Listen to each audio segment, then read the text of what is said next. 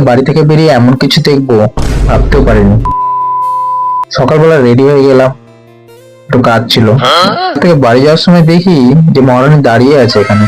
আমি তো অবাক, জিজ্ঞাসা করলাম যে এখানে কেন। বলছে বুনুকে স্কুল থেকে বাড়ি নিয়ে যাবে। বললাম চলো একটু ঘুরে আসি, টাইম তো এখন আছে। দেখা হতে না হতে আমাদের মধ্যে শুরু হয়ে গেল রাগারাগি। তো বলছি, এমনি আর কি করে বলছি যে ভিডিওতে নিব না তোমাকে, তাতেই কত রাগ। তারপর কোনোভাবে রাগ ভাঙিয়ে শান্ত হলো। তারপর এদিকে বোনের স্কুলে ছুটি হয়ে গেল, তাড়াতাড়ি চলে গেলাম স্কুলের দিকে।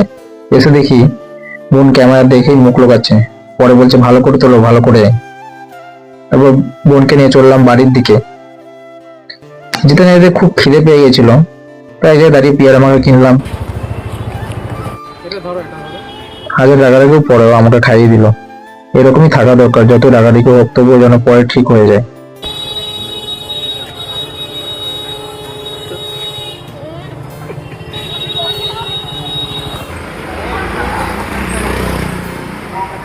তারপর একটা লেজের প্যাকেট নিয়ে বাড়ির দিকে চললাম।